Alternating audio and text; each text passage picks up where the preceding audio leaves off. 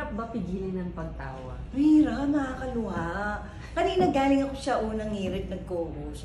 So si Miss Susan, hindi namin pinatawa. Umiiyak siya. Lahat kami parang naiiyak na talaga. Pag pinipigil mo pala yung tawa, maiiyak ka na. Kaya wag tayong pumigil. Sabi niya, ikaw daw pinaka-natural comedian nung LO. Ano Parang yun? wala kang masyadong effort. Hindi naman. Siguro nag-practice din. Tapos may writer. Actually, alam mo sino kasama ko writer dyan? Yung condolence. Si Sherwin. Yung writer namin sa Home Sweetie Home, tsaka anong movie ko yun? Prepared ba yun? Balikbayan. Hindi yun, pero si Alpha yung nakatoka sa akin. So, sinulat namin together. Sinulat niya, pero idea ko din. Tapos pinalis nila. So, maganda yung gano'n, yung pinaghahandaan. Tapos, syempre, pag hindi ka pagod na pagod, Naghahanda ka pa lang ba? Oo. Dati, hindi masyado. Pag bata ka, go lang yung go. Basta go, tingin dito, left and right, hataw. Eh ngayon, syempre, lahat maganda na, tsaka may konsiderasyon na sa pamilya. Kasi may anak ka na eh, di ba? May asawa sa parang, syempre, huwag naman yung bastusan lang. I mean, kailangan i-consider mo na syempre yung mga feelings nila or para hindi mabash yung anak mo, yung mga ganun, syempre, di ba? So, kaya ganito na ako. Nag-yun sa public affairs na. Chikwento mo naman yung experience sa LOL, yung ginawa niyo yun.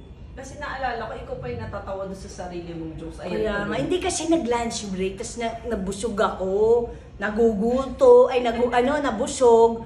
Para kang hindi mo alam kung masisiar ka na ba or alam mo yun, yung parang, kaya umalis na ako para sure.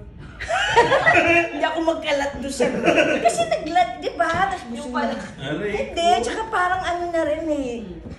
Bastos na din. I mean, for me, nung makita ko ng pamilya ko, di ba? Sabi, ganun, lalo na yung hinubad niya yung pants niya.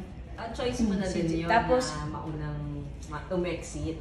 Ay, di, alam ko na wala nang mangyayari. Ganun na yun, ganun na. Pa-dirty na. So sabi ko, pwede ko ipilit, pero ayaan mo na sila kasi ang naging point ko doon, syempre gusto ko yung 1 million. Yes. Pero sa akin, nagkaroon na ako ng show. I mean, feeling ko na paligaya ko na sila, maganda yung ginawa ko, funny. So sabi ko, sapat na yun. Mas nag-focus ako sa kasi may TF naman na kami. Ibig sabihin, mas nag-focus ako sa show na may bibigay ko sa fans. Diba? So, nung nakapagbigay na ako, umalis na ako. Nakapagpatawa ka na din ng kalaban. Oo, pero yun ang secret. Huwag kang kumain. Parang magalit ka at maiyak, huwag kang matatawa. Pero bakit ba naging ganun na? Parang naging... Tapos nakalimutan ko, sa busog nga, parang na-food coma na din. Kasi ang dami-dami kinain. Tapos nasisiyar na ako. Hindi na ako, parang dami-dami ko nang nararamdaman. Ang bawal mag-CR. Hindi, may lapel. Tapos magmamadali, yung parang problema ka. Alam mo naman pag nade-delay, di ba? Sabi ko, hindi, tsaka siguro malakas na rin ako makiramdam. Kung okay pa ba. Kasi ayoko naman makipaglaplapa kila Chan at kila Gerard sa lalat na lalaki. Tsaka may anak na ako, yung nga lang, gano'n niya yung ganun-ganun niya, di ba? Siyempre ako, kung dalaga ako, wala akong asawa, wala akong anak, makikiganun-ganun din ako. Umasok sa isip ko din na siyempre kahihiyan ko, I mean anak ko, siyempre minsan sasabi, Mama, why your breast is showing? Mama, at least he didn't put his, yung gano'n. Hindi, kala ko nga, hindi napapanood eh. Sinilab ko lang yung episode eh. Nung nag-workout.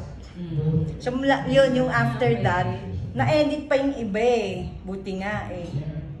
Mas grabe ba? Parang mas grabe pa. Kasi sinanong ko si Gerard kung bumalik siya eh. Sa akin. Bumalik. Kasi yung ang pinakita lang doon, di ba naka-shorts pa siya purple, tapos bigla inubad niya yung naging manipis na pink na lang. Pero parang inano niya sa iba. Pero alam ko, meron din siyang ganun na ginawa sa pero in-edit daw. Buti naman. Kasi, tama decision ko kaysa masira yung pamilya ko. Dahil sa 1 milyon. Di ba laplapin ko ba naman yung... Oo naman. Hindi, tsaka hindi ko kaya mandura ng mga tao. Yung ba, magmumumug ako.